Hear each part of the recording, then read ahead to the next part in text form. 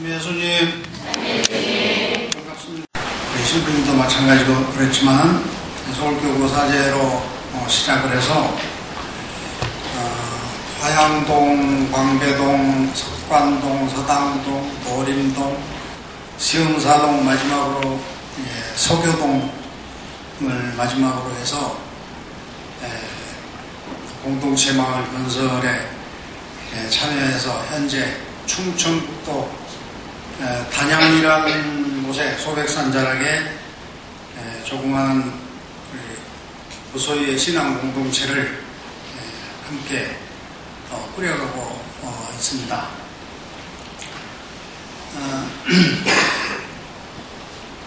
저도 여러분들과 다 똑같은 그런 삶의 여정을 가지고 있는 사람인데, 그래도 본당 신부를 하면서 되게 본당에서 그 청년들이 계속 깨져나가는 그런 시기를 본당 신부로 있었습니다. 그래서 그런 청년 사목을 담당하는 신부들은 주일학교도 마찬가지고 뭐가 일종의 학생들이 많이 오면 성과가 있는 거고 이런 생각을 하죠. 그런데 청년들이 그냥 급격하게 90년대 초반부터 깨져나가는 그런 현상이 모든 본당에 공통적으로 있었습니다. 그럴 때는 항상 내가 뭔가 좀 잘못한 거 아닌가, 또 불성실하지 않았나, 이런 것들도 생각을 하게 되죠. 그러면서 같이 모인 우리 신부님도 다 서클을 이렇게 같은 서클을 하고 그러신 분인데, 그런 서클 활동 했던 신부들끼리 본당 사목에 대한 고민들을 나누는 그런 모임들을 계속하면서 이런 시대적인 그런 현상이 어디에서 오는가, 이런 거를 고민하게 되고 서로 또 나누면서 그게 현대 소비문화 사회에 어쩔 수 없는 그 현상이라는 것을 발견을 하게 됩니다. 그래서 소비문화라는 것이 인간의 풍요로움을 바탕으로 해서 얼마만큼 인간의 의식세계를 지배하는가, 그리고 우리는 그 소비문화에 편승해서 살아가지 못한다면 행복하지 않다고 생각을 하고, 그래서 내가 행복하고 또 내 가족들을 행복하게 하기 위해서는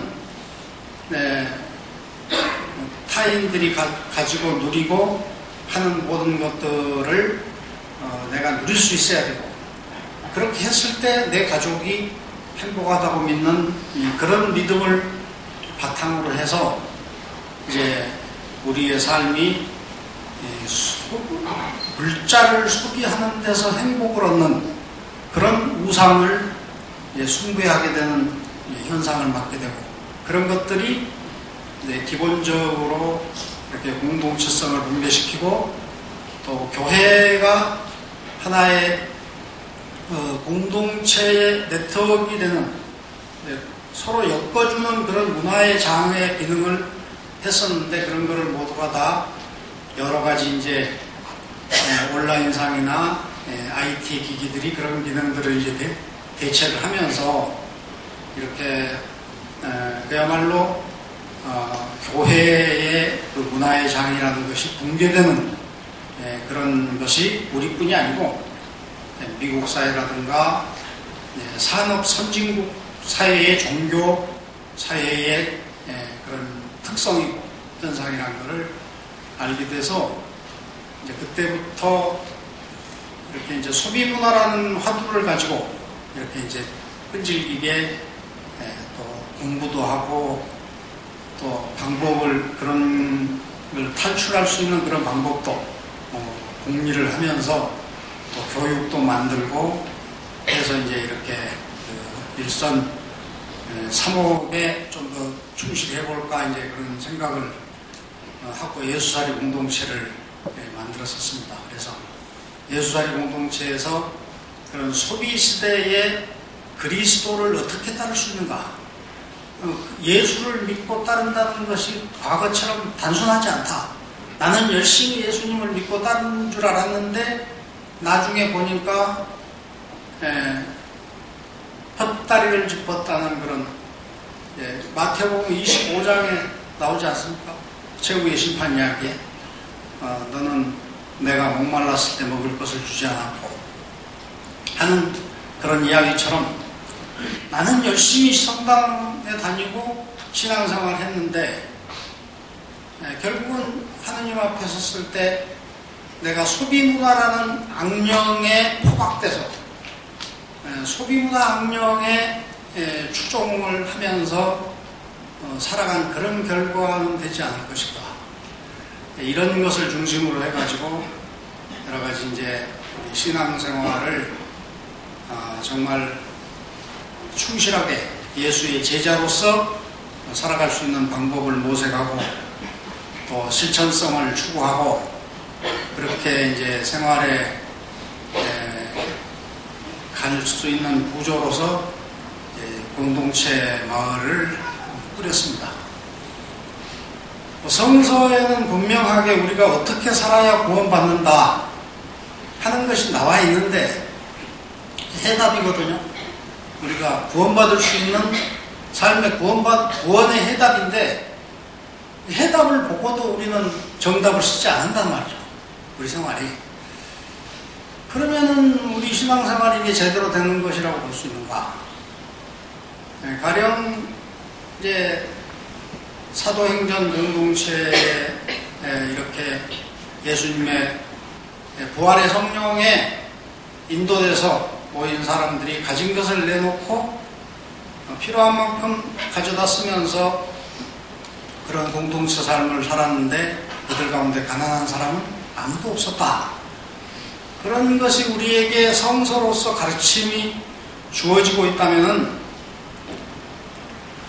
그래 그런 것을 한번 그러면은 내가 성당에 세례를 받으러 와서 그런 설명을 들었으면 그러면 나도 이렇게 살려면 어디로 가서 내 것을 내놔야 됩니까? 어디다가 내 것을 내놓고 이렇게 살아볼 수 있습니까? 하는 그런 곳이 있어야 되지 않겠어요?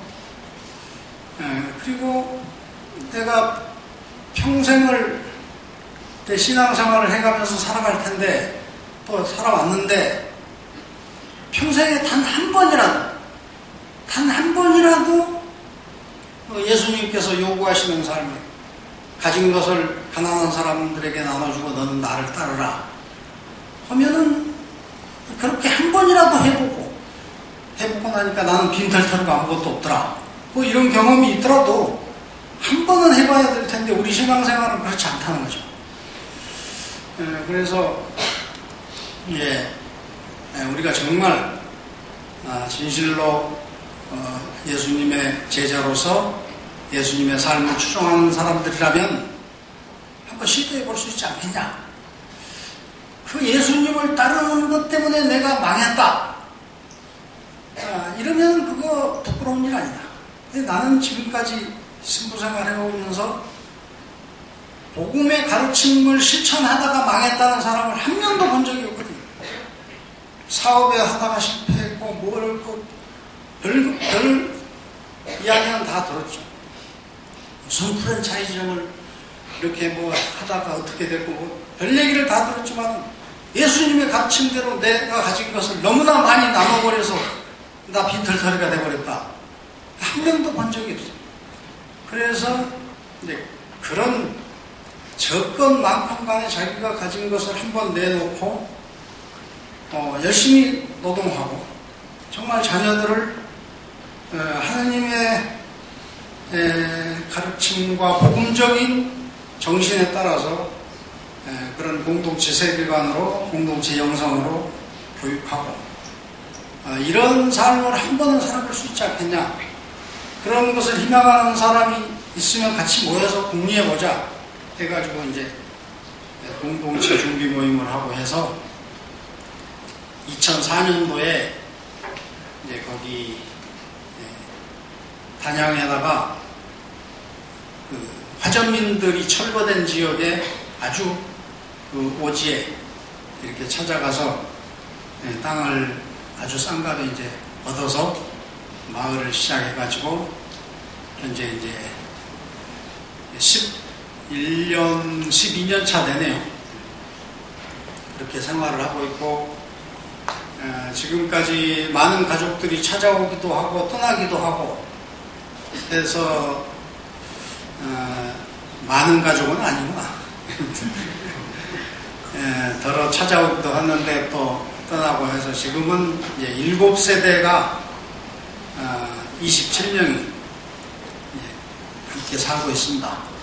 농업노동을 하면서 또 생태적인 그런 유기농법으로다가 농업과 축산을 하면서 이제 자녀들은 가까운 학교에 이제 분교에 보내고 중학생, 고등학생은 마을에서 이제 직접 홈스쿨링을 이렇게 하면서 노동을 함께 하고 이렇게 해서 생활을 하고 있습니다. 또 이제 개신교 가정을 가진 사람들이 이렇게 이제 살려고 하면 이제 기도 생활이 중심이 되고 전례와 그런 생활이 중심이 되니까는 마치 수도원처럼 그렇게 보여지기도 합니다.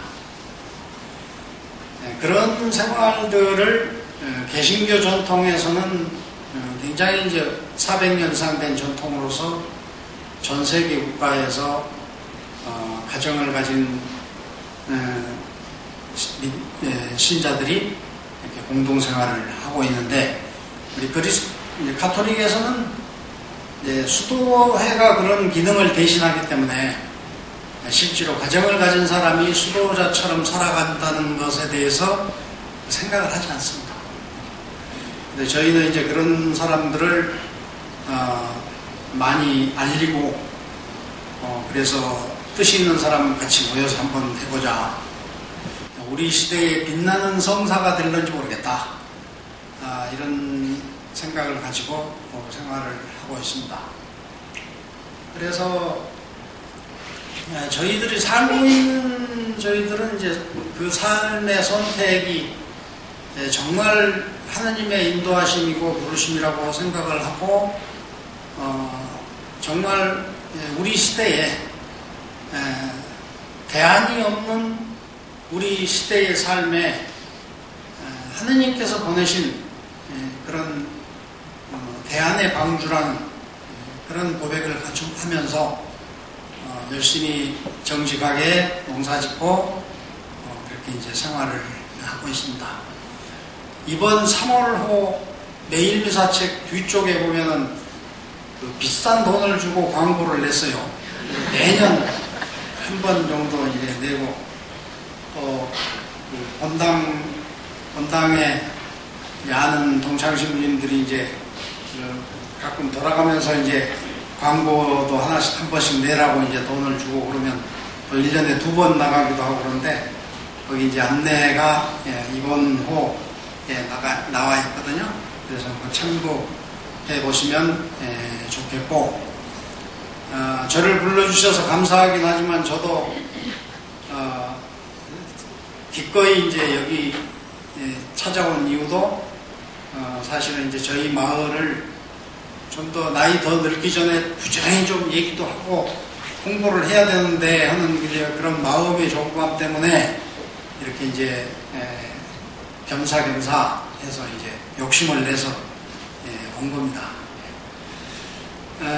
여러분들 주변에 그런 뜻을 가진 분들이나 정말 돈 버는 일 외에는 정말 좋은 사람이다 이런 분들이 많아요. 주변에는 여러분 가족 중에도 그럴 수 있고 돈 버는 일만 못하고 사람 너무 좋다 열심히 하고 여러분들은 공동체로 살아야 되거든요. 우리 마을에 오면 대환영을 받죠. 아이들도 여러분들 그 교육하는데 유치원부터 돈 많이 들어가거든요. 근데 저희 있는 마을에서는 공부 학원이 없어도 우리 마을로 부모님이 입촌을 하면 자녀들이 그 마을에 있는 학교에 이제 가게 되잖아요. 금방 공부 잘해서 1등 내지 2등 다 해요. 그래서 뭐 이번에 이제 우리 마을 애가 6학년이 돼서 걔는 이제 4살 때 들어왔는데 6학년이 돼서 학생회장이 됐어요. 그 6학년이 2명밖에 없기 때문에 한 명은 부회장이고 한 명은 이제 회장이고, 그래서 이제 우리 애가 이제 학생회장. 그리고 전교생이 8명밖에 안 돼요. 그래서 이제 여러분 자녀들이나 손자들이나 이렇게 와도 다 1등 내지 2등 할 수 있고, 유치원부터 초등학교 졸업하는 데까지 돈이 한 푼도 들지 않습니다. 유치원 입학, 유치원생은 이제 우리 마을에서 아이들 둘이 가기 때문에 유치원이 폐지되지 않고 지금 하고 있어요. 작년에는 3명이었는데 이번에 이제 초등학교 올라가고, 그래서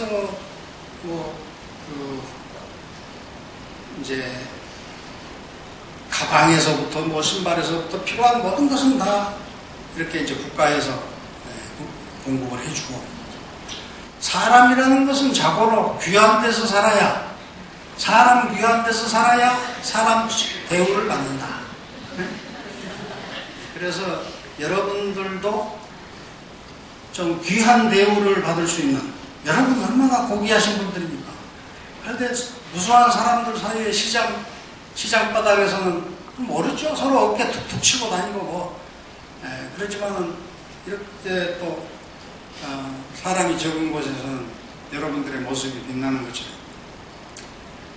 그래서 주변에 분들에게 공동체라는 것이 있다더라, 이런 거 한마디씩만 좀 전해주신다면 저는 참 여러분들 만남에 대한 충분한 보답을 받게 되는 것이고, 미리 감사를 드리고자 합니다.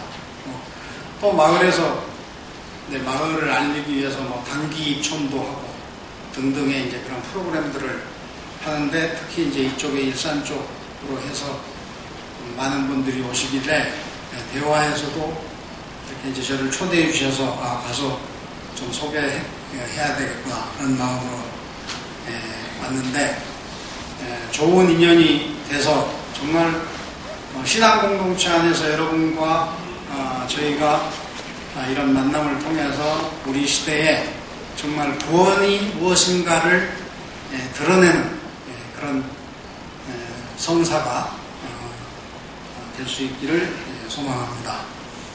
저는 2주 동안 초대를 받고 스승의 삶, 제자의 길이라는 주제를 제시를 했습니다. 그래서 마침 이제 사순 특강을 하고 있기 때문에 첫 시간을 사순절 수행생활에 관한 것을 얘기를 드리고자 하고, 다음 시간에는 우리의 믿음이 우리의 삶 가운데 구체적인 모습으로서 어떤 그 설계가 필요한가. 우리가 이제 인생에도 컨설팅이 필요해요. 우리가 살아가는 데 있어서도 어떻게 살아가는 것인지, 살아가야 하는 것인지, 이거를 찾는 것이 참 필요합니다. 그냥 살아서는 이게 엉뚱한 길로 가기가 아주 십상의 시대가 돼서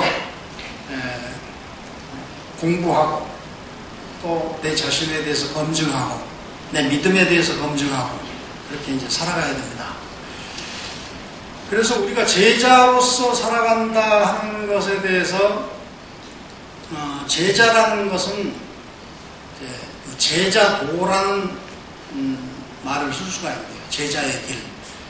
이 제자도라는 것은 예수님과 스승 예수님과 얼마만큼 충실하게 합일되어 있느냐, 얼마만큼 충실히 결합되어서 생활하느냐, 여기에 있다고 봐요. 그래서 그것을 이제 우리는 동시성이라고 그렇게 되게 얘기를 요즘 이제 신학에서는 그렇게 표현을 하더라고요. 그러면은 우리는 예수님의 무엇과 결합이 되어야 되느냐 했을 때 이것이 곧 예수다. 이 점이 예수님의 고유성이다. 이걸 찾아야 되는 거예요. 그래야지 다른 종교와 구분이 되는 거죠. 너는 무수한 종교들 가운데 왜 그리스도교 신자가 됐느냐 했을 때 예수님의 이러한 삶, 이러한 모습이 나에게 구원이다.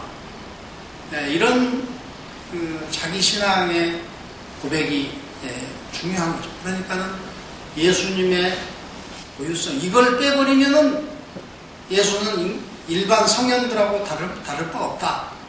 이것 때문에 나는 예수를 구세주라고 고백하는 거다.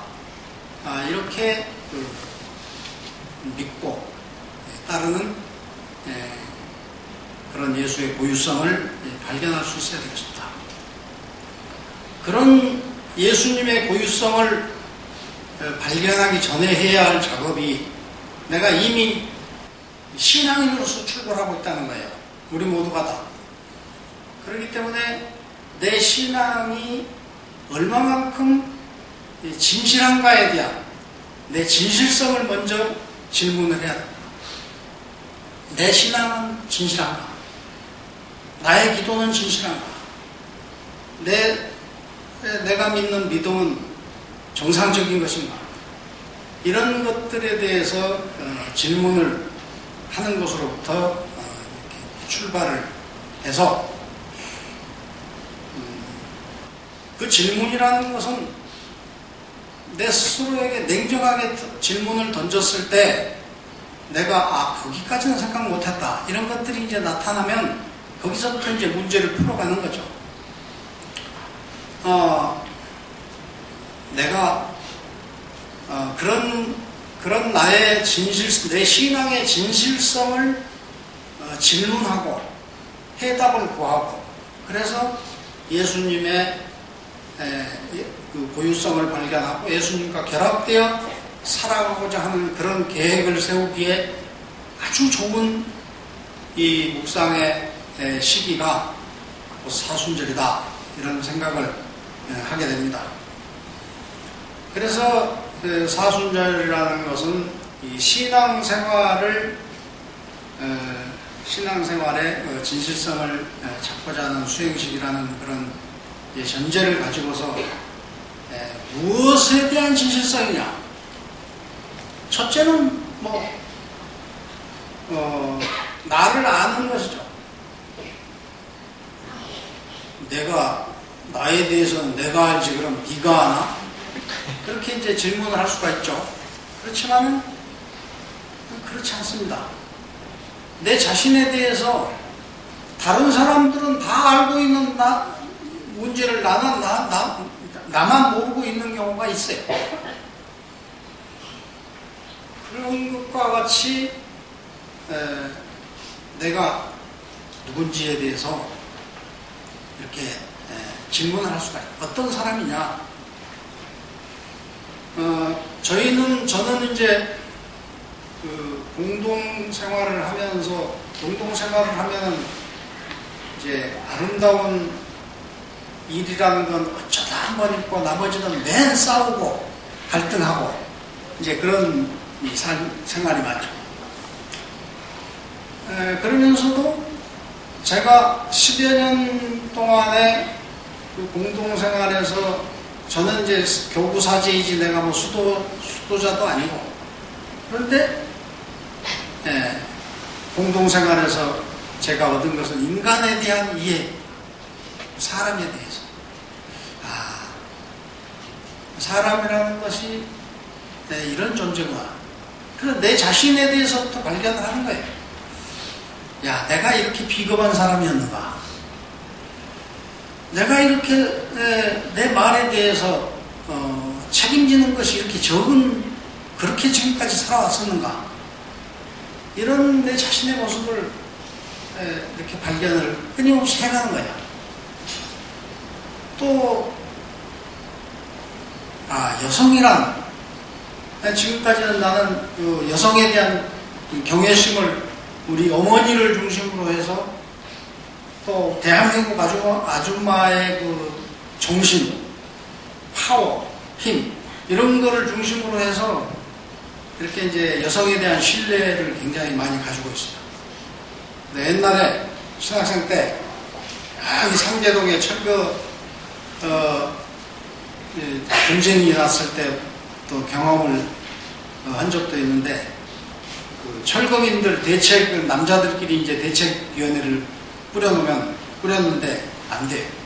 그냥 술 한잔 먹고서 그냥 뭐 아무렇게나 결정하고 그러니까 이제 엄마들이 나서가지고 다 나가라고 엄마들끼리 그걸 그 대책위원회를 결정하고 나니까 그 다음부터 싸움이 돼. 그런 것이라든가 또 이제 노동자들의 그런 이제 그 노동 현장의 조건 개선을 위해서 투쟁하는 이런 것들도 많이 지켜보면서 여성에 대한 굉장한 이제 신뢰를 가지고 있었는데 공동생활을 통해서 그게 많이 무너졌어요. 남자들은 힘이라도 쓰는데 나는 힘을 써도 여성들이 더 힘을 쓸 수 있다고 봤었거든요, 지금까지는. 근데 전혀 아닌 거예요. 그러니까 이제 도시에서 이렇게 이제 거의 그 준노동 상태로 살아온 그런 모습들을 이제 옮겨놓은. 그래서 이제 참 여성에 대한 그런 이제 실망감 같은 것도 가지면서도 또 나름 또 존경스러운 면들도 또 새롭게 발견하고 그런 생활들이 공동생활을 통해서 자기를 발견하는 또 나는 인간에 대해서 이해력이 깊어가는. 그래서 지금은 10여 년 돼서 어떤 누구도 미워하는 마음이라는 것이 거의 이제 느껴지지 않습니다. 미워하는 어떤 사람의 태도에 대해서 부정적인 시각으로 보였을 때 그 사람에 대해서 이해하는 그런 마음이 훨씬 커지기 때문에 그러니까 이제 미워하는 그런 마음보다는 어떻게 우리가 함께 이거를 서로 개선해 나갈 것인가 이쪽에 이제 초점이 바로 가는 거죠. 한참 버벅대다 가는 것이 아니고 바로 그쪽으로 가는 것이죠. 그래서 이제 그런 것을 통해서 내 자신을 이제 내 자신이 인간을 바라보는 측면에서 성장해 가고 있다는 그런 것을 이제 많이 느끼기도 합니다. 저희는 이제 아이들이 욕을 할 수 없는 규정을 가지고 아이들끼리 대화할 때 손을 써서 자기 의사를 표현하거나 한마디로 뭐 때린다든가 뭐 발로 찬다든가 뭐 이런 거라든가 욕을 한다든가 그런 거를 이제 할 수 없도록 규정이 되어 있는데 아이들끼리 그런 일이 생기죠. 생기면은 그것에 대해서 이제 얘기를 하게 돼요. 그런데 이제 입촌한 지 얼마 안 된 어느 어머니가 우리 아이는 원래 욕을 하지 3학년인데 우리 아이는 원래 욕할 줄 모른다. 여기 와서 욕하는 욕을 배웠는지 몰라도 욕을 안 한다. 지금 욕하는 것 때문에 문제가 생겨서 지금 이렇게 얘기가 되고 있는데 그 아들이 욕을 했기 때문에. 근데 욕을 안 한다 그러니까 그러면 그걸 문제 제기한 사람들은 뭐예요? 이상하게 된 거잖아요. 그래서 그 아이를 데려와봐. 데려다가 앉혀놓고 물어보자. 여기서 얘가 거짓말해도 어쩔 수 없고 물어보자. 너 욕을 했느냐? 했다. 그러니까 이제 어머니는 이제 얼굴이 우글우글해가지고 그래서 이제 그걸로 끝난 게 아니고 내가 다시 욕을 언제부터 했느냐? 처음으로 욕한 때가 몇 학년이야? 1학년 때부터 했다. 그러면 3학년 때 들어왔는데 우리 마을에는 어머니는 자기 자녀에 대해서 욕을 하지 않은 아이라고 알고 있는 거야. 그럼 자기 자녀에 대해서 충분한 이해가 된 거라고 볼 수 없잖아요. 모르죠. 그래서 내 자신에 대해서도 그렇고 내 자식에 대해서도 그렇고 이렇게 이제 공동생활이라는 것이 그런 것을 다 드러내주는 장이 돼서 그야말로 자기 발견의 학교다 이렇게 이제 생각을 해요. 우리는 평소에 질문을 통해서 종종 질문을 통해서 내 자신을 발견할 필요가 있어요. 그래서 내 기도가 진실한 것인가 하고 질문을 또 나의 믿음이 진실한 것인가 질문하고 이렇게 해가면서 나의 기도가 너무 이렇게 겉돌고 있구나 내지는 내용성 없이 그냥 언어화된 그런 기도를 하고 있구나 또 진솔함이 부족하구나 이런 것들을 이제 체험해 갈 수가 있다. 그런 것을 일부러 의도적으로 질문하도록 설정해 놓은 교회의 전례 시기가 곧 사순절입니다. 그래서 사순절 제일 첫 번째 제수요일부터 시작하잖아요. 우리가 머리에 이마에 재를 얹으면서 뭐라고 합니까? 흙에서 온 사람아 흙으로 돌아갈 것을 생각하라. 사람아 흙에서 왔으니 흙으로 돌아갈 것을 생각하라. 또 회개하고 복음을 믿으시오. 이렇게 해요. 흙에서 온 사람 내가 어디서 온 것인가를 생각해보자. 거기서부터 사순절을 출발하자. 그날의 복음으로서는 세 가지에 대한 진실성을 생각하도록 또 요구를 하죠. 첫째는 자선에 대해서 하느님 앞에 하느님만이 알면 되는 그런 자선을 하도록 해라. 또 하느님만이 아는 기도를 바쳐라. 그리고 하느님만이 아는 단식을 하라. 이게 이제 자선과 기도와 단식에 대해서 얘기를 하고 있다. 그래서 이제 우리 자신에 대해서 사순절 내내 끈질기게 나의 신앙생활에 대해서 이렇게 이제 질문하는 화두가 바로 이제 나는 누구인지 나를 발견하는 거, 또 나로부터 나오는 삶의 내용들, 즉 그거를 세 가지로 정돈해서 이제 단식, 자선과 자선이라는 건 이웃 세계와의 관계를 얘기하는 거죠. 기도라는 것은 절대자이신 존재와 나와의 관계에 대해서 얘기를 하는 것. 그리고 단식이란 나의 믿음에 대한 질문. 이 세 가지를 이제 복음으로서 우리가 마태오 복음으로서 읽게 됐던 겁니다. 그러면은 한번 연습 삼아서 질문을 해보죠. 우리가 자선을 어떻게? 자선이라는 거는 이제 두 가지 형태라고 할 수 있죠. 하나는 물질적인 형태가 있고요. 하나는 내 몸으로서 하는, 내 몸이라는 건 희생, 헌신, 배려 이런 것들이 다 이제 몸으로 하는 자선이고, 물질로 하는 건 뭡니까? 기부하는 거고 나눔하는 거고 그런 거 아니겠어요? 자식에게 유산 주는 것도 나눔이고. 그래서 한번 이렇게 이제 나는 과연 어떻게 자선을 하고 살아왔는가, 어떻게 나누었는가, 이런 거를 질문을 해서 구체적으로 내가 나눈 거, 주일 미사 때 헌금한 거, 교무금 낸 거, 이렇게 이제 어떻게 생각해 가는 것이 상당히 좀 인생한 생각의 한계가 느껴질 수도 있는 거고. 그런데 정말 물질적인 것을 얼마나 나누었는지, 예수님께서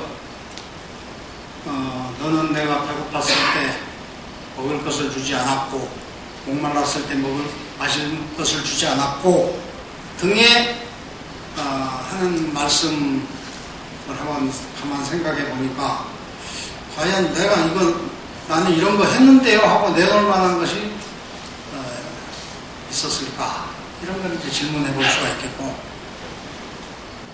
헌신하는 거, 희생하는 거, 몸으로 내놓는 거, 이런 것에 대해서 나는 얼마나 정말 공동체를 위해서 희생했는가. 희생을 많이 하죠. 우리 교회는 여러 구역반장님들, 내지오 단원들의 그런 희생과 헌신으로 운영해가는 그런 것이 다 희생이죠. 헌신이고, 그것도 이제 자선에 이제 속하는 거죠. 기도에 대해서도 한번 이제 질문을, 내 기도가 진짜 내가 기도하면 하나님께서 들어주신다는 믿음을 가지고 하는 것이냐, 겨자씨 하나할 만한 믿음만 있더라도 이렇게 가르치시는데, 그래서 그걸 정말 믿는다면 우리가 이제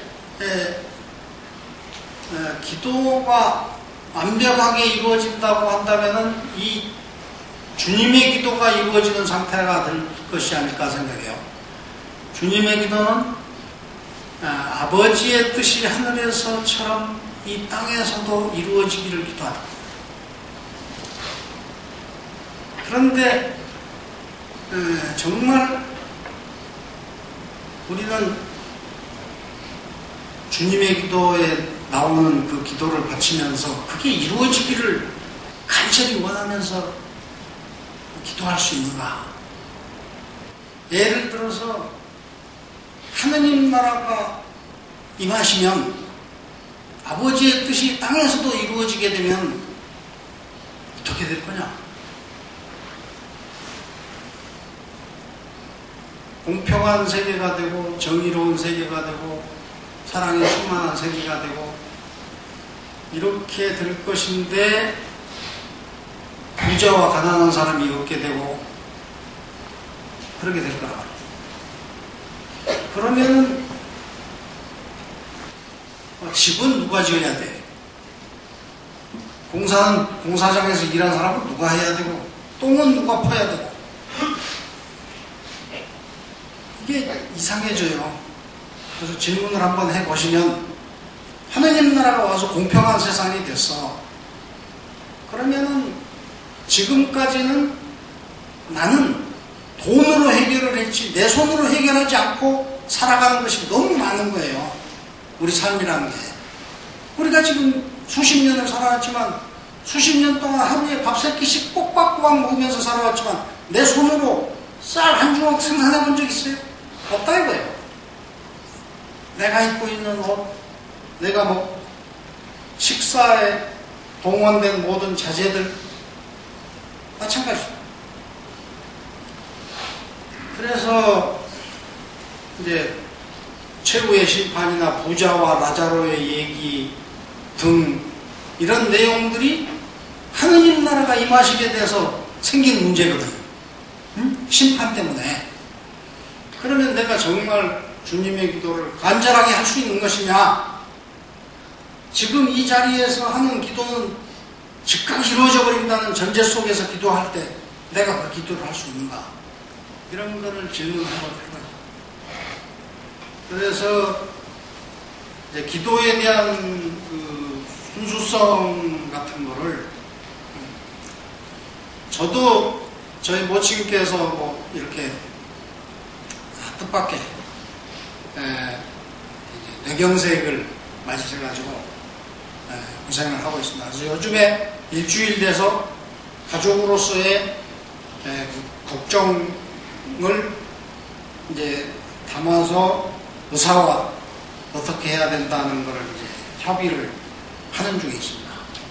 그런데 우리는 어떤 부모님은 말할 것도 없고 주변에 대해서 이제 그 치유의 기도를 많이 하죠. 그런데 그 치유의 기도라는 것은 정말 내가 갖게 해주십시오. 건강하게 해주십시오. 그런 기도를 했을 때 하느님께서 그걸 다 들어주신다. 그러면은 우리의 수명은 200살, 300살 한없이 늘어나게 되죠. 그러면은 대체적으로는 경제활동이라든가 등은 뭐 70 이전에, 60 이전에, 60에서 70 사이에 끝나게 되는 것 같은데, 그렇게 해서 200살, 300살 사는 것이 축복이 될 수 있느냐? 그럼 내가 축복을 위해서 기도하는 것이냐, 재앙을 위해서 기도하는 것이냐? 이런 것도 나의 기도에 대한 질문으로서 해볼 수 있다 이거예요. 우리가 너무 이제 그런 부분을 그냥 상례적으로 생각하고 기도를 하기 때문에, 그래서 한 번 정도는 그런 것에 대해서 질문을 할 수가 있는 거죠. 믿음에 대해서도 마찬가지입니다. 내가 정말 믿음이란, 나의 믿음, 단식이라는 것은 이제 믿음에 대한 얘기예요. 하느님만 알아주시는 단식. 즉, 나의 믿음은 변함없는 그런 충실성을 얘기하는 거니까. 그래서 나의 교회 생활이라든가 이런 것이 과연 하느님의 현존을 느끼는 가운데서 나의 양심과 인정의 향기와 그런 우리들의 인간이 살아가는데 가장 기본이 되는 것들을 이렇게 하느님 앞에 지니면서 살아가고 있는지, 이런 것에 대한 질문이 되겠습니다. 그래서 주일미사를 나는 정말 믿음 속에서 나의 믿음을 실현하기 위해서 주일미사에 나오는 것인지, 아니면 의무감으로 인해서 나오는 것인지, 필요할 때만 찾는 신앙은 아닌지, 또는 직책을 맡았기 때문에 내가 교회에 나오고 이러는 건 아닌지, 이런 것들에 대해서도 질문을 해볼 수가 있지 않겠는가. 그러면은 바로 내 신앙생활이 어떤 것들이 겉으로는 아무 문제가 없고 그런 것 같지만 어떤 문제가 있으니까 우리는 평소 때는 열심히 하다가도 기도해야 될 때인데 그때는 성당에서 안 보이고 그런 경우가 있죠. 단체들도 그러고 나의 믿음이 아니라 다른 범위에서 신앙생활을 했지 않았는가 하는 그런 질문을 하게 됩니다. 우리의 전통적인 그 가르침에는 사후 세계에 대해서, 죽은 다음의 세계에 대해서 아는 것을 얘기를 해요. 천당과 지옥. 저도 아주 오래전에 길거리에서 이렇게 이제 옛날에는 길바닥에 가스불 켜놓고 책 파는 사람들이 있었잖아요. 그래서 거기에서 조그마한 책 하나를 발견했는데 이게 이제 지옥도라는 책이에요. 그래서 사람이 죽으면 어떤 지옥에 가게 되면 어떤 도를 받는가, 이걸 그림으로써, 아주 유치하지만 그림으로써 이제 그린 그런 책이더라고요.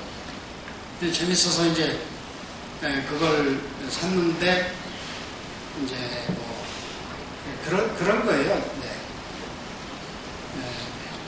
사람이 남의 허물을 많이 들추고 그런 사람은 지옥에 가게 되면 혓바닥을 길게 늘려가지고 그 쟁기로 혓바닥을 갈아, 그런 그림이 나와요. 아주 어떻게 보면 굉장히 유치원 아이들한테 뭘 설명하듯이 이제 그런 것 같기도 한데, 그런 형태로 이제 설명을 하고, 그래요. 남의 재물을 이렇게 이제 손해를 입힌 사람은 뭐 사람 살점을 여기서 저기서 마귀들이 나타나가지고 떼어가는 거, 그런. 그런데 이제 거기 보면 이제 업경대라는 것이 나오더라고요. 업경대라는 것이 무엇이냐면 이제 죽은 다음에 제일 먼저 염라대왕 앞에 가기 전에 자기의 큰 거울이 있어요.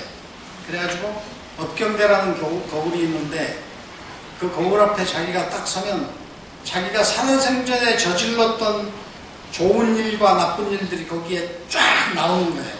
다 보여. 그래서 이제 얼마만큼 이제 좋은 일이 많이 보이느냐, 얼마만큼 나쁜 일이 많이 보이느냐에 따라서 그걸 보고 이제 염라대왕이 하고 이제 가르는 거죠.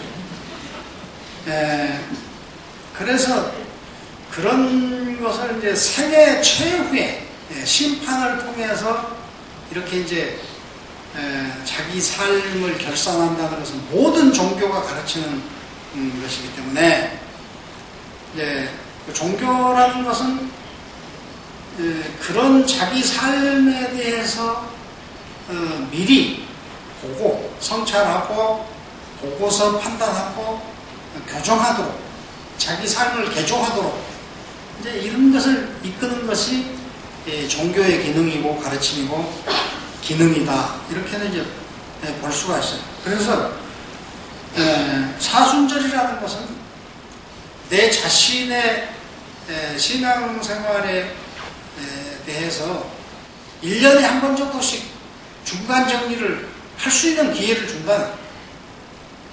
내가 얼마만큼 진실로 살아가고 있는지에 대해서 1년에 한 번 정도 좀 성찰해야 되지 않냐. 그래서 바꾸고 그런 기회를 준다는 측면에서 매년 사순절을 좀 더 진지하게 이렇게 좀 보낼 수 있는 것이 필요하다. 술을 금주를 한다든가 금연을 한다든가 이런 것도 또 사순절에 하기가 좋죠. 부활절을 할 때는 담배를 10대씩 한꺼번에 피우더라도 40일 동안 금연을 해본다든가.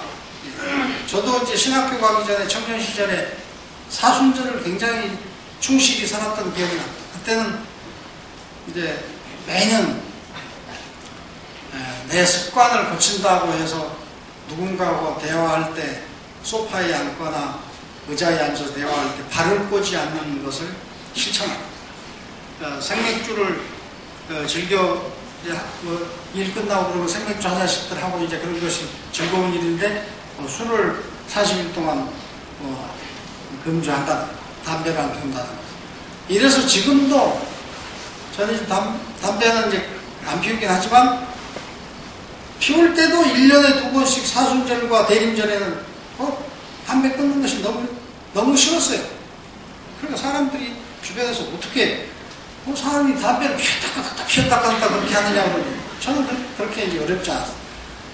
그래서 사순절이라는 것을 자기 삶의 그 방향성을 한번 이렇게 좀 비추어주면서 새롭게 자기를 끌어가는 그런 수행의 시기로서 필요하지 않은가, 이런 것을 이번 여러분에게도 좀 공고를 드리면서 이 사순절이라는 것을 앞으로도 금년은 이미 중반까지 이제 오긴 했지만 아직도 충분히 남았으니까 오늘 재수일이라는 마음을 가지고서 한번 출발을 해보실 수 있다면 남은 사순절 기간도 여러분들에게 축복의 시간이 될 것이라고 생각합니다.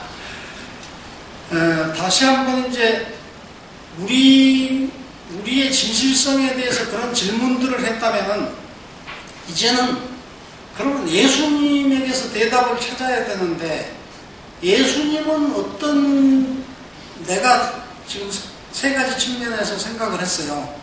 첫째는 자선에 대해서, 나눔에 대해서, 재물적인 나눔과 헌신적 나눔에 대해서 이렇게 생각을 해봤고, 또 기도에 대해서 생각을 해봤고, 또 믿음에 대해서 생각을 해봤는데, 예수님은 그런 문제들에 대해서 당신 자신을 어떻게 드러내셨는가? 거기서 예수님의 고유성을 발견할 수 있지 않을까? 이런 생각으로 그 세 가지의 문제를 한 번 더 얘기를 이제 하게 됩니다. 우리가 이제 모두가 다 이거는 제가 이제 뭐 지어서 하는 게 아니고 복음에 기초해가지고 우리가 아는 복음적 내용을 바탕으로 해서 예수님은 이렇게 사셨다. 이게 예수님의 고유성이다. 그러니까 나도 예수님처럼 이렇게 이제 가야 되겠죠. 첫 번째는 나눔에 대해서, 자선에 대해서 다시 한번 같이 생각해봐요. 예수님의 나눔 방식이란 건 뭐냐?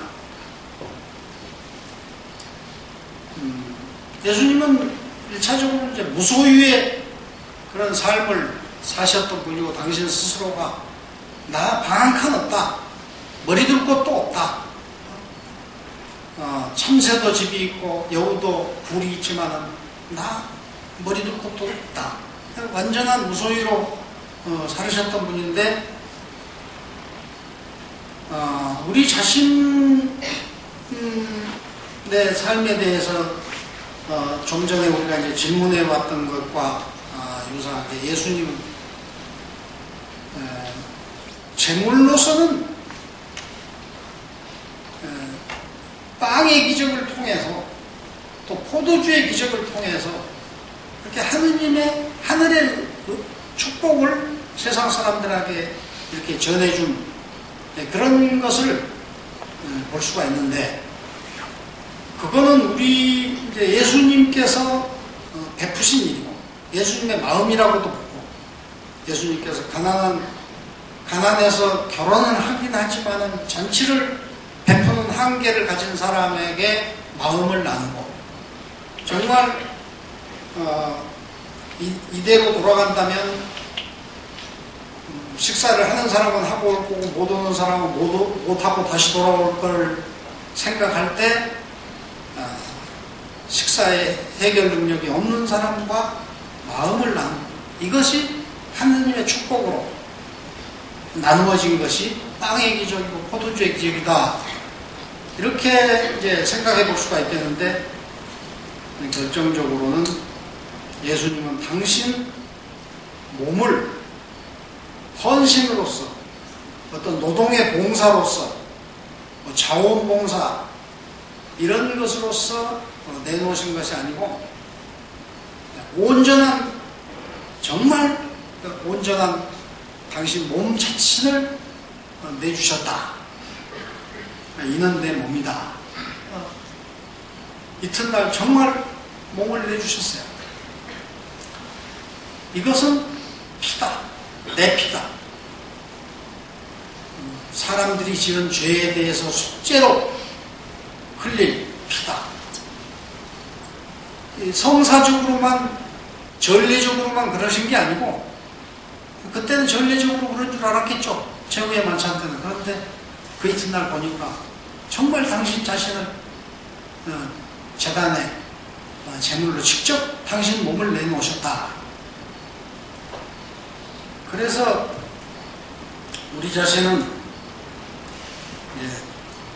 지금까지 내가 자식에게 물려주는 것에 대해서는 정말 아깝다, 뭐한다 이런 개념도 없고 계산을 하지 않죠. 자식이 여럿이면 공평하게, 좀 더 공평하게, 또 좀 자식 중에서도 좀 긍휼한 마음이 드는 쪽에 좀 더 주기도 하고 뭐 그렇다 치더라도, 그런데 예수님은 당신 혈육에게 그렇게 내주신 것이 아니고 모든 사람의 죄 사함을 위해서 당신 자신을 직접 이렇게 내주셨다. 속죄의 제물로. 이런 것을 생각할 때 자선 중에 가장 큰 자선은 몸을 내주는 것이다. 자기 몸을. 그래서 예수님께서 벗을 위해서 자기 목숨을 내주는 것보다 더 큰 사랑은 없다. 그렇게 얘기를 하셨어요.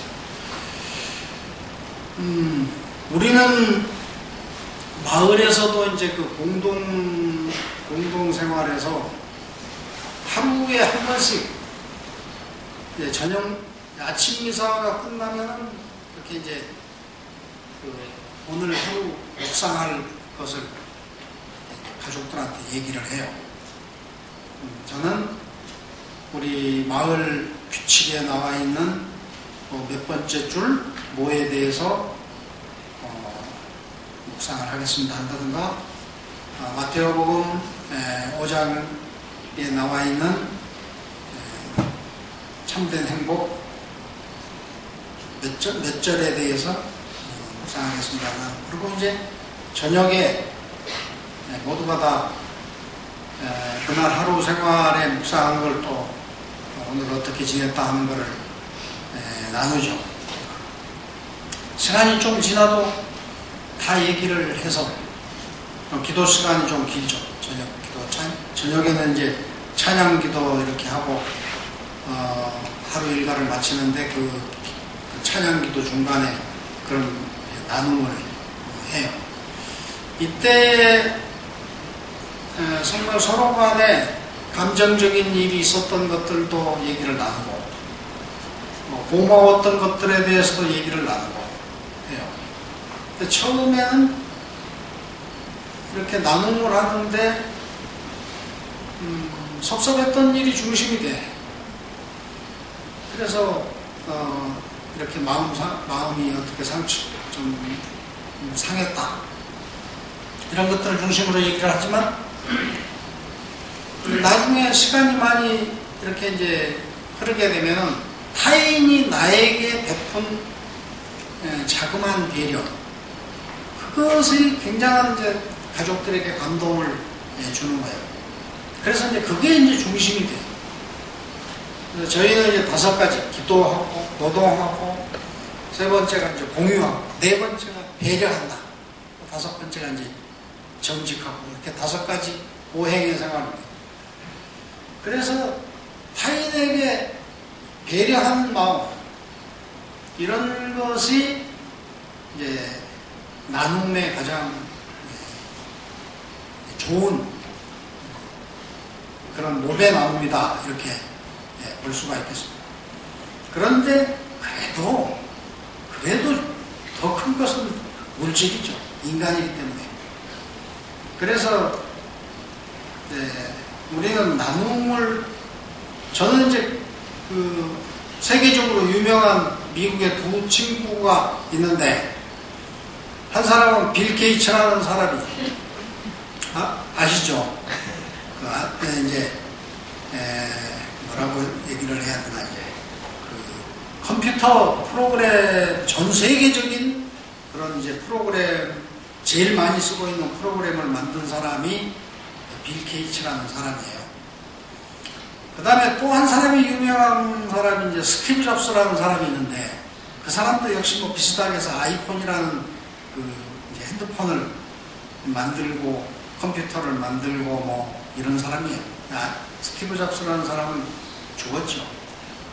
2 사람 다 젊은 나이에 거부가 된 사람들이죠. 그런데 어떻게 이제 그 사람 이렇게 나오는 얘기들을 쭉 읽다가 보니까 2 사람이 참 비교가 되더라고요. 빌 게이츠라는 사람은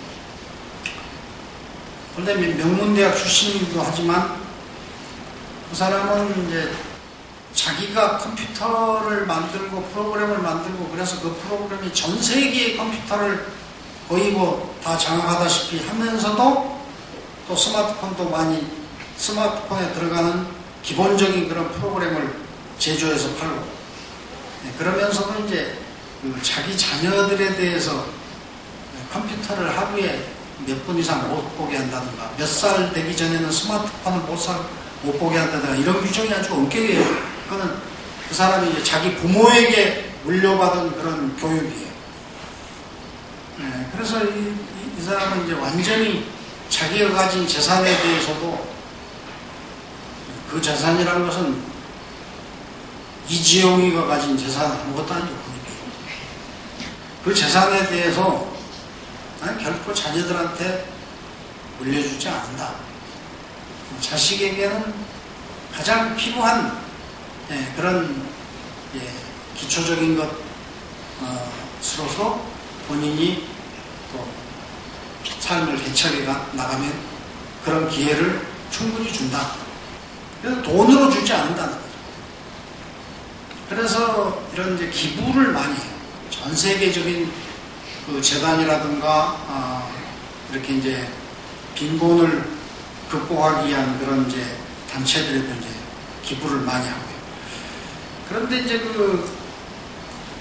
스티브 잡스라는 이제 그분은 명문대학 출신은 아닌데, 명문대학 출신 아닌 사람은 뭘로 인정받아요? 명문대학 출신은 간판으로 인정받는다. 지방대 출신은 뭘로 인정받아요? 실력으로 인정받는 거죠. 그래서 실력으로 인정받은 사람이에요. 그래서 지방대 출신이면서도 전 세계 그런 IT 프로그램 제조에 그야말로 최고의 재능을 발휘한 사람. 이분이 돌아가시기 전에 그런 말을 한 게 있어요. 내 재산을 다 써서라도 안드로이드를 무너뜨리겠다. 안드로이드라는 것은 뭐냐면은 자신의 애플이라는 회사와 경쟁 상대의 그런 이제 회사의 프로그램을 말하는 거거든요. 무너뜨리겠다. 자기 재산을 다 써서라. 그 친구는 기부라는 것을 모르는 사람. 이제까지. 그리고 주식도, 주식을 투자하면 한 주에 얼마씩 이익을 주는 게 있겠죠. 그거를 한 번도 배당도 하지 않아. 근데 돈에 대해서 그렇게 이제 인색한 사람이었다. 그래서 그 두 사람이 딱 이렇게 대조가 되는 거를 보면서 이 물질이라는 것이 똑같은 지위와 똑같은 명성을 가지고 있는 사람을 어떻게 평가하게 만드는가. 그건 최후의 심판이나 마찬가지죠. 이 지상에서 내리는 최후의 심판이죠. 모든 사람들이 결론이 다 있는 거니까. 부정적으로 보는 거, 칭송하는 거. 그래서 이웃과 세상에 이렇게 내가 가진 것을, 그것이 재물과 나의 삶을 어떻게 공유하고 나누는 마음을 가져야 하는가. 예수님의 본에서는 예수님은 얘기할 것이 없이 모든 걸 다 던졌다. 당신 몸을 내주었다. 그것을 기초로 삼아서, 기준으로 삼아야 된다.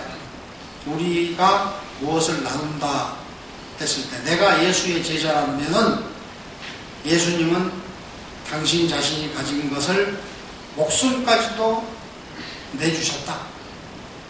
더 이상은 할 것이 없다. 두 번째로는 기도에 대해서 예수님의 기도 방식은 무엇이었는가? 같이 예수님은, 제가 복음을 읽으면서 보니까 이런 생각이 들었어요. 예수님께서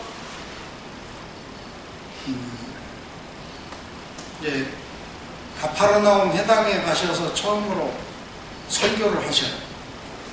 설교를 하시는데 그 전까지는 예수님의 말씀이 없어요. 그래서 그 전에까지 예수님은 어떻게 기도했을까 생각해 봤거든요. 그래서 들음의 기도를 하셨다.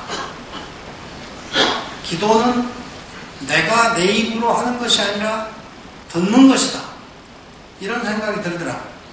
예수님 가파르나움에서 이제 악령을 추방하시면서 이제 이렇게 이제 그 성서를 읽으시는데 그 전까지는 말씀이 없다. 그래서 그 시기는 모두 예수님의 기도라는 것은 듣는 기도다.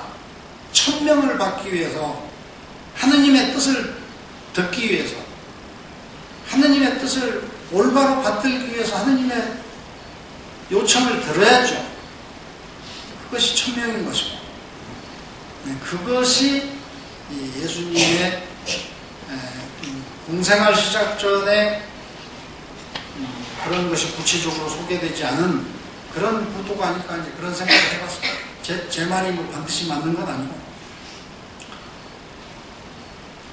세례를 받고 광야에 나가서 이렇게 이제 유혹을 뿌리치는 그 과정에서 예수님께서 하느님의 말씀을 가지고, 하느님의 말씀만으로 광야의 유혹을 물리치시는 것을 볼 때, 예수님께서 그동안의 그 들음의 기도라는 것이 당신의 기도를 어떻게 현실화시키는가, 이것을 이제 생각하게 됩니다. 두 번째로는 제자들을 선발하실 때, 또 고된 일과를 마치실 때 항상 그 기도하시는 모습을 우리가 보게 됩니다.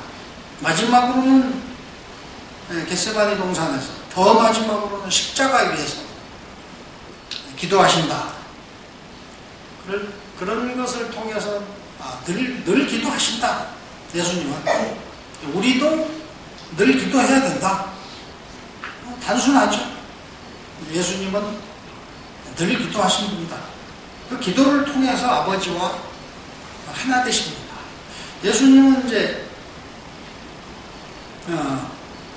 아버지의 뜻을 보고 당신의 길을 항상 이렇게 보신 그런 삶을 사셨다고 볼 수가 있겠습니다.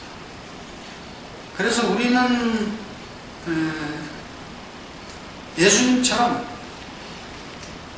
예수님께서 그러니까 제자들을 선발할 때도 이 사람이 좋을까 저 사람이 좋을까를 아버지와 상의하셨다는 거죠. 하느님과 고된 일을 끝내고도 오늘 하루의 일에 대해서, 또 내일은 어떻게 해야 되는가에 대해서 아버지와 상의하셨다. 이렇게 이제 생각을 할 때 우리 모든 기도도 아버지의 뜻을 보는 것이 중요하지 않을까. 톨스토이께서, 저는 공동체 운동을 하다 보니까 이제 톨스토이를 상당히 추종을 하고 있습니다. 톨스토이께서 하신 말씀 중에 이제 그래요. 내가 기도할 때 하느님이 내 기도를 들어주어야 할 의무가 있는 것이 아니다. 내가 기도한다고 하는 것은 내가 하느님의 뜻을 받들기 위한 것이다. 어떻게 달라요? 우리는 기도할 때 내가 필요한 것을 하느님께 요청하는 것을 기도라고 생각한다. 그러면 그것은 하느님은 내 기도를 듣고 심사를 해가지고 들어줄까 말까 자비를 베푸시는 그런 분이거나 내 기도는 들어주셔야 한다고 하는 그런 분이 아니고, 내가 아버지 하느님의 뜻을 보기 위해서, 하느님의 뜻이 무엇인지를 알기 위해서 하는 것이 기도다. 이렇게 정의를 하셨어요. 그래서 우리는 예수님께서 늘 기도하시며 아버지와 상의하신 것과 같이 우리가 하루 우리의 모든 삶에서도 항상 아버지와 상의를 하는 것이 중요하다. 그래서 그렇게 하기 위해서는 정말 우리가 하느님의 도우심을 간절히 필요로 할 때 그거를 이제 줄기차게 할 필요가 있죠. 기도를 그 뜻을 알기 위해서. 그러니까 하느님 아버지, 이거 내가 해야 돼요 말아야 돼요? 한두 번 물어가지고 지가 무슨 수로 하느님의 뜻을 알아보느냐. 줄기차게 하자. 저는 이제 공동체 마을 준비 운동을 이제 준비 과정을 가졌었어요. 그래서 그 준비 과정 한 달에 한 번씩 모여서 이제 같이 기도하고 우리가 왜 이런 공동체 삶을 생각하고 또 우리 시대에 왜 공동체가 대안의 삶이고 이런 걸 공부하고 이제 그런 모임을 쭉 하면서 그때 보니까 생각으로는 각자가 이제 가진 돈을 내놓고 그 돈을 가지고 땅을 사서 집도 짓고 농사도 짓고 아이들도 가르치고 이렇게 하면 되지 않냐. 사도행전에 그렇게 돼 있더만.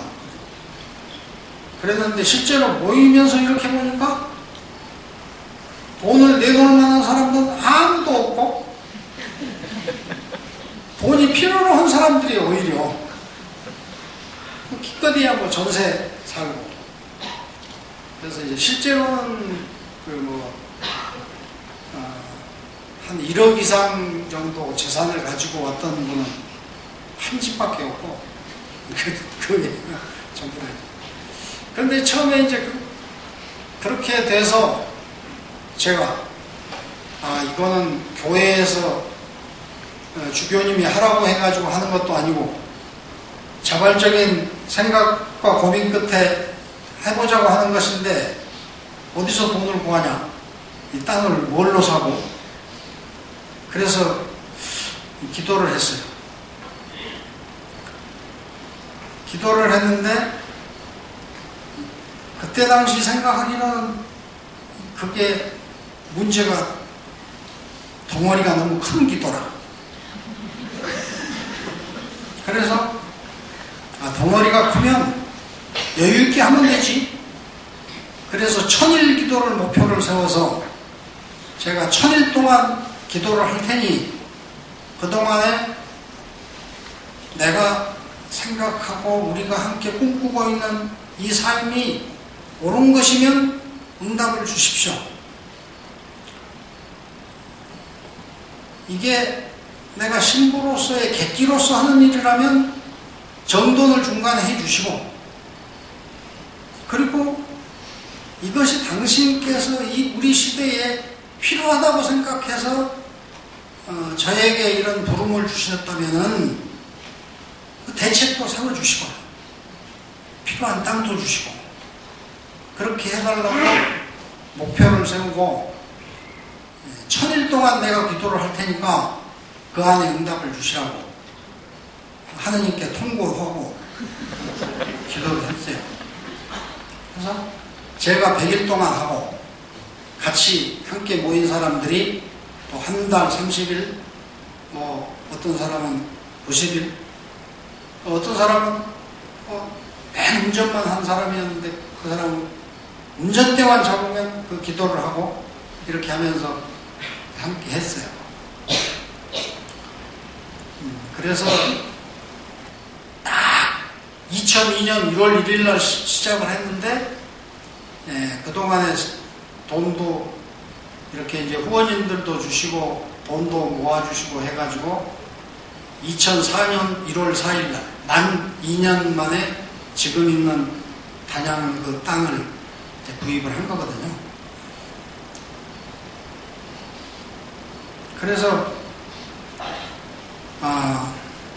저는 지금도 그렇고 우리 가족들, 그때 있는 가족들 중에는 한 가족밖에 없긴 하지만 우리가 살고 있는 이 땅이 하느님께서 우리를 위해서 마련해 주신 땅이라는 것을 지금도 고백하고 있어요.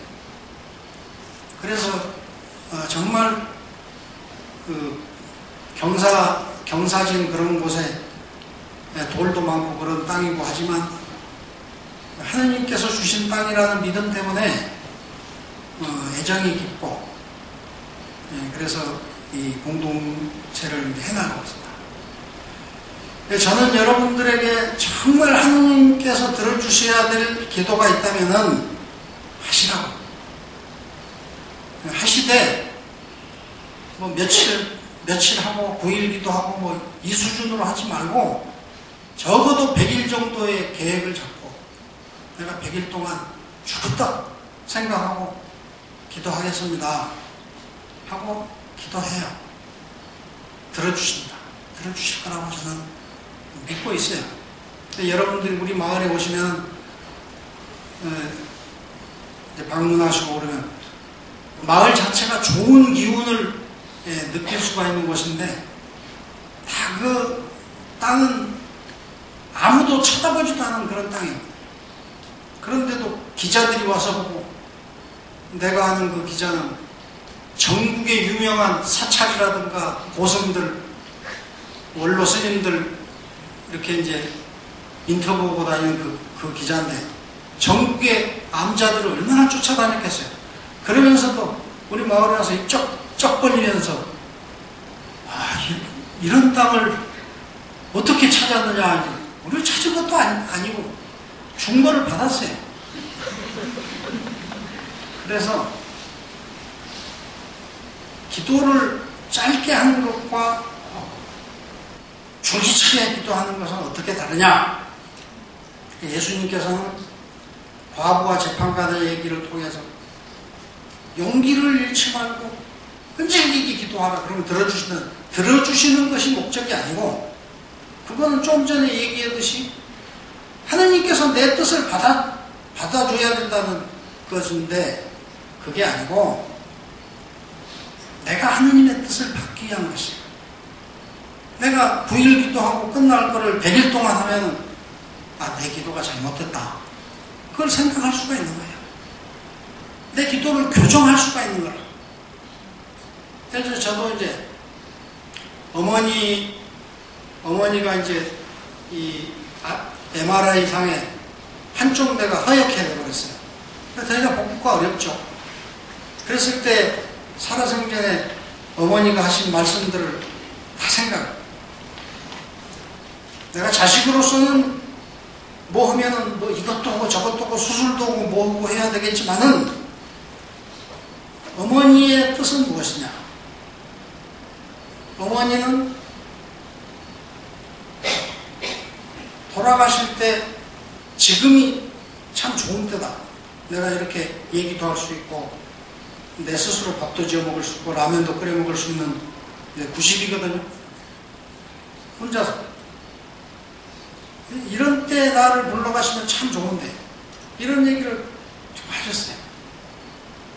그래서 이제 어머니하고 제일 친한 게 이제 외갓집 누님인데 그 누님도 이제 70이 넘으셨죠. 그래서 이제 내가 누님 이런 상황인데 이거 누님 생각은 어때요? 그랬더니 내가 이제 그 누님은 이제 고모라고 그러죠. 어머니 내가 고모에 대해서는 잘 안다. 근데 절대 그렇게 뭐 수술하고 뭐하고 물리치료 한다고 하고 무슨 신약이 나왔다고 하고 그런 거 하지 마라. 그 고모는 편안하게 인종하기를 원하신다. 아주 단언해서 그렇게 얘기를 해요. 그래서 다시 한번 그래서 이제 생각을 해보니까 그것이 이제 어머니께서 평소 때 외갓집 누님한테 그렇게 이제 얘기도 하시고 했던 내용이라는 걸 알게 됐어요.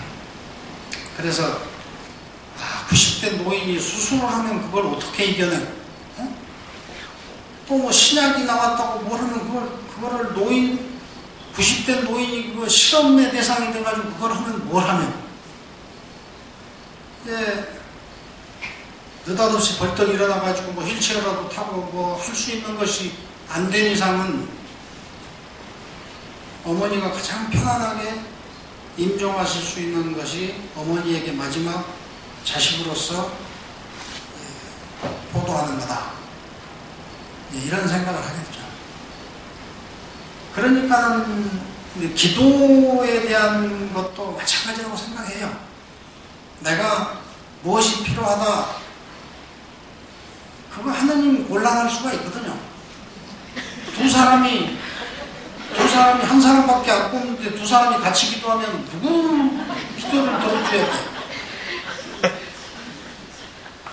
그리고 하느님의 입장에서 보면 이 녀석이 여기에 합격하게 되면은 거기서 이런저런 짝꿍을 만나가지고 나중에는 결국 이혼할 텐데 그것까지 다 아실 수도 있죠. 그래서 기도라는 것은 하느님의 뜻을 아는 것이 목표다. 내가 상의의 마을을 얻기 위해서 후원금을 달라고 해서 기도한 것이 아니고 내가 하고 있는 이 일이 내 영웅심이나 객기로 하는 것이면 이거 정돈해달라고 기도했거든요. 그래서 이게 하느님께서 원하신 일이면 어떤 방법을 통해서든지 해주시면 된다. 우리 열심히 하겠다. 그래서 아버지의 뜻을 보는 거. 이거를 그래서 우리가 주의 기도에서 아버지의 뜻이 이루어지게 기도하는 거예요. 아버지의 뜻이 이루어지면 나한테 손해가 될 수 있거든요. 있어요. 그렇잖아요. 좀 전에 내가 간단하게 얘기하고 말았지만 주인과 머슴이 자리가 바뀌면 어떻게 해? 아버지의 뜻이 이루어져가지고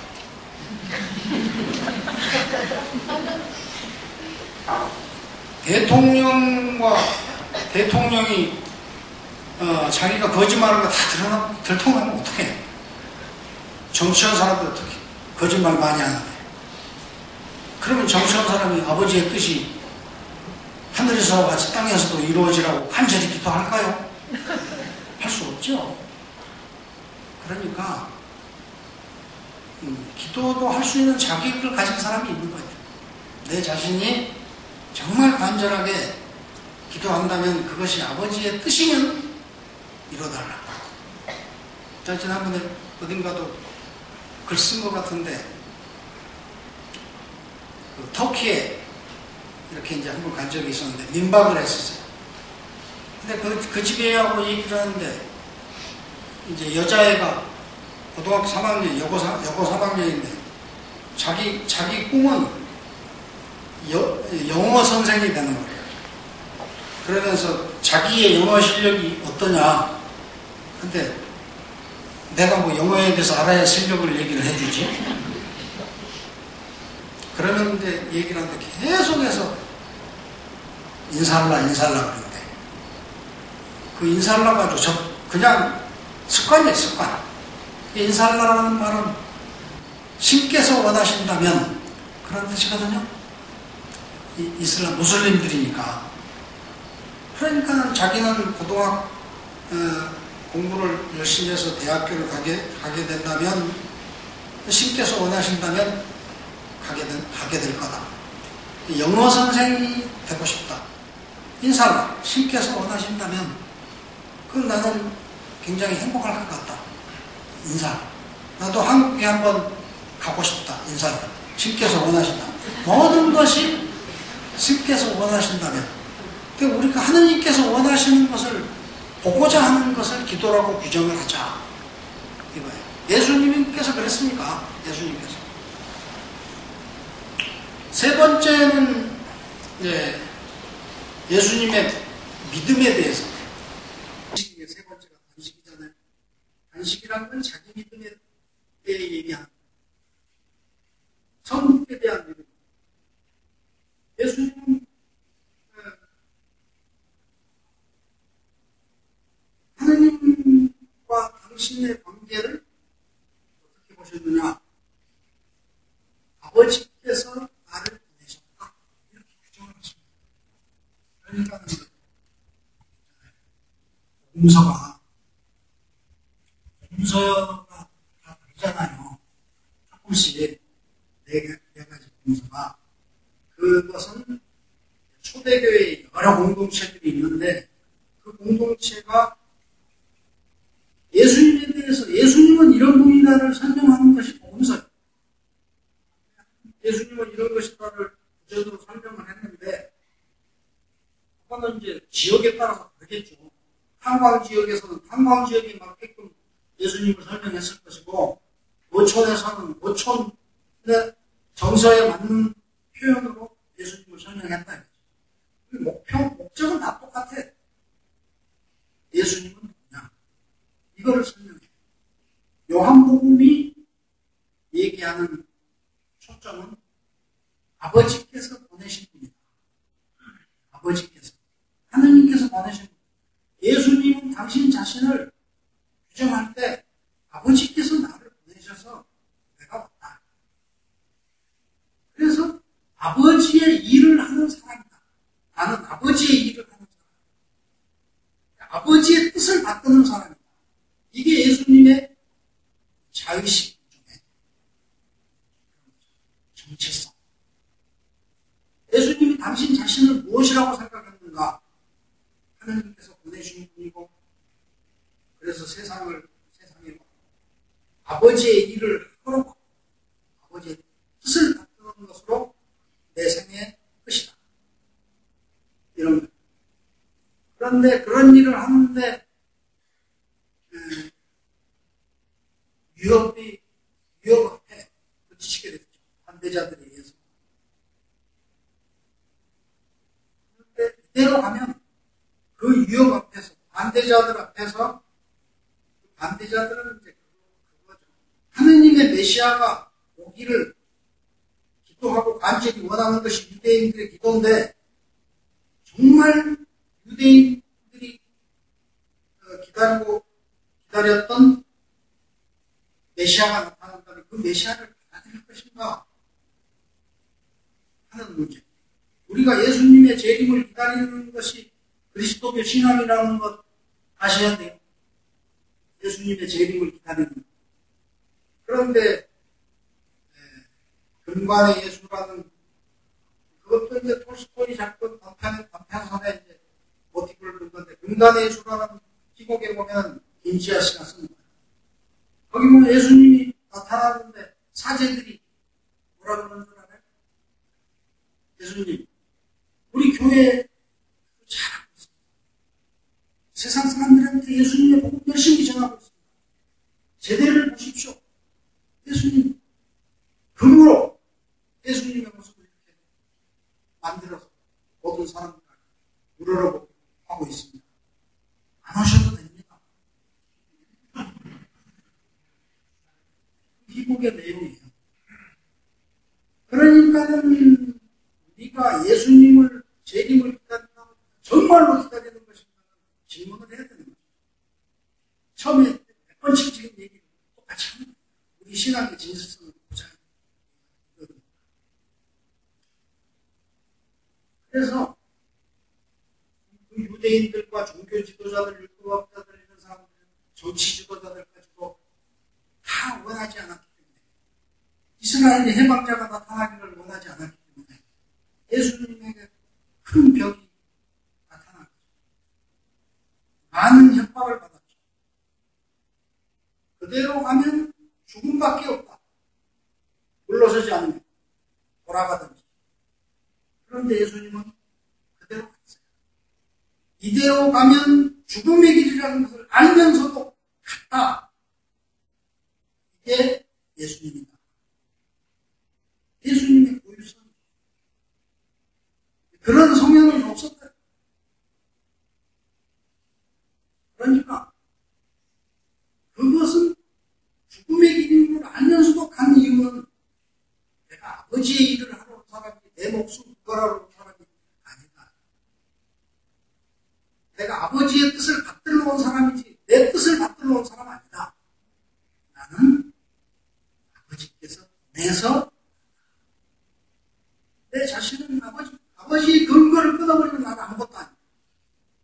우리가 제자로서 살아가는 길은 예수와의 관계 끊어버리면 나는 아무것도 아니다.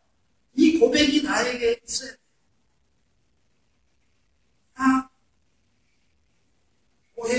오해와 내 믿음 버리게 된다면 나는 그래서 예수님의 믿음이라는 것은 바로 하느님과의 계약성,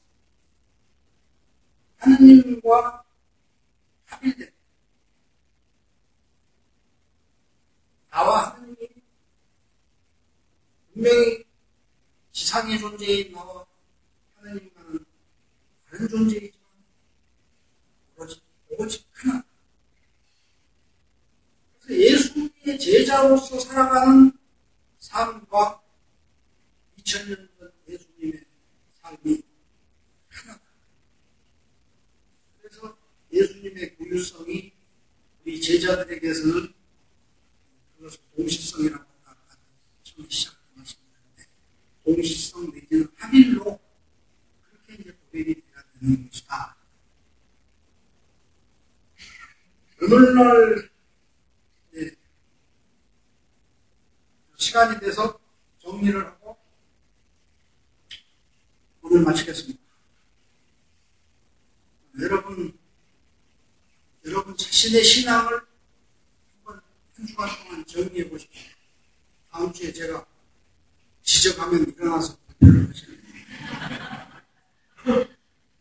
시킬까 봐서 아무도 안 오시면 모릅니다. 저는 제 신앙에 대해서 오래전에 한번 점검을 지금도 그렇게 살아가고 한량하게 얘기하면 제가 제 신앙을 한 60년 신앙생활 했어요. 6살 때 세례를 받았으니까 한 60년이 있어요. 제가 이제까지 성서를 읽고 또 신학서적을 읽고 강론을 듣고 하고 등등 했는데 누군가가 나에게 당신의 신앙을 한마디로 정리하면 무엇이요? 이렇게 묻는다고 할 때 내가 무엇을 가장 먼저 얘기를 할까? 이런 질문을 저에게 던진 적이 있고 그것에 대해서 점검을 한 것이 세 가지인데, 첫째는 인명은 제천이다. 내 목숨은 하늘에 달려있다. 그래서 삶에 대해서 죽음에 대해서 두려워하지 말자. 이것이 이제 신앙이고, 두 번째로는 이제 모자의 말씀을 빌어서 인유천존이 무려 천유일존이다. 사람이 1000번을 노력해 하느님이 한 번 움직인 것에 비길 수 없다. 사람이 애를 써서 뭘 하려고 1000가지를 노력을 백방으로 노력을 해도 하늘이 한 번 움직이는 것에 비길 수 없다. 하나님의 권능을 저는 정말 믿고 있습니다. 세 번째는 인간 만사는 세옹지마다. 그래서 인명은 제천이고 천유일조. 만사는 인간 만사는 세옹지마다. 세옹지마는 그냥 보사잖아요. 그 좋은 일 곁에 좋은 일의 끝이 나쁜 일도 되고 나쁜 일의 끝이 좋은 일도 되는데, 그러니까 자식 대학을 이거 꼭 합격해야 되고 무슨 그걸 전제를 두고 하면 이런 믿음을 고백할 수가 없게 되죠. 근데 저는 이런 믿음을 고백을 하고 살아갑니다. 그래서 저의 세 가지의 신앙 고백인데, 물론 이제 교회적 용어는 아니지만 쉬운 말로 얘기한 거예요. 여러분들도 이 사순절을 맞이해서 나의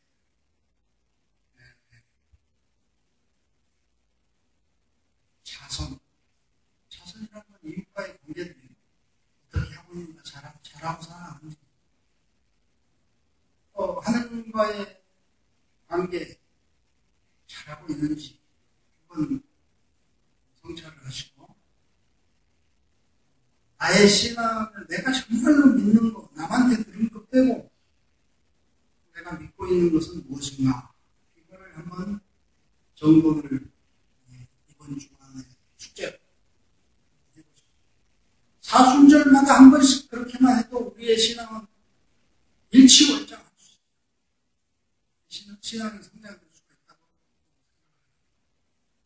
생각합니다. 다음 주에는 우리의 이런 예수님을 추종하는 삶이 현대 사회 안에서 어떻게 실현돼야 되는가. 지금 오늘은 이제 믿음에 대한 얘기를 했는데, 이제 삶의 구체적 현실은 또 다르죠. 그래서 그 다른 부분들에 대해서 함께 고민해보는 그런 시간을 갖고자 합니다.